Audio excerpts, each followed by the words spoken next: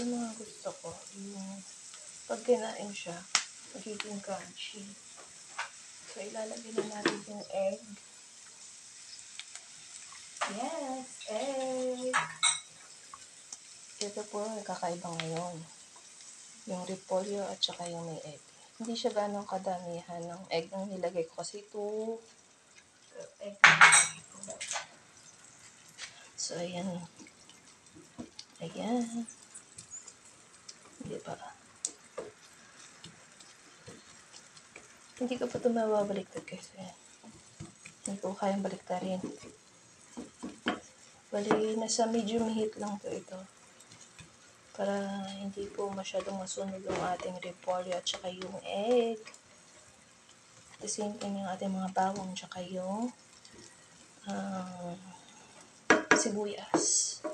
So, ayan lang guys. Para siyang pizza, no? Char. So, bali, antayin na natin siya ng hindi ko kaya siyang baliktarin. Maganda sana yung, kung yung mga, mga nagluluto, yung mga chef. Yung isang ganun lang, baliktad na agad, di ba? Hindi ako marunong eh. So, bali, antayin lang natin siya na medyo mag-golden brown yung ilalim niya. Tsaka natin babaliktarin. Hopefully, kaya kong baliktarin to.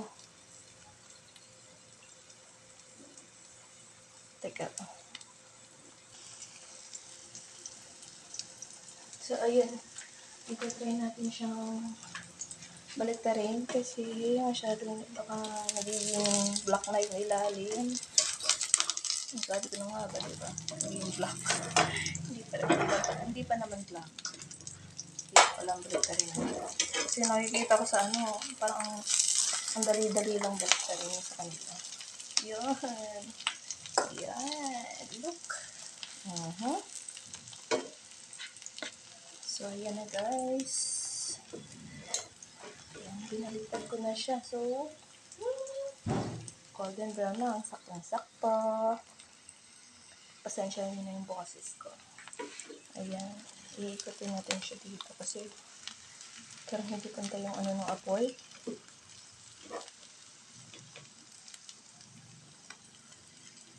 Ayan. Ayan, ulit po natin ng mga ilang seconds lang.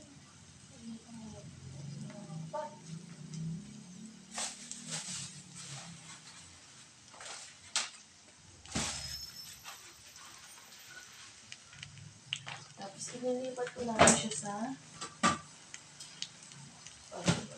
plato.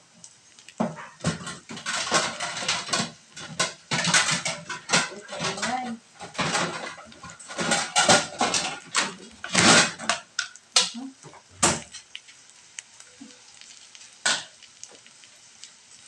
Ready na siya. Ililipat na natin siya guys. Check natin yung ilalim ko sa kung luto na. Ayan, okay na. Okay na yan. So, ito na yung ating finished product. Ayan, yan po yung uulamin ko for today's video. Ayan. Kain po tayo guys. Bye. Thanks for watching to. Please don't forget to like and subscribe. Thank you.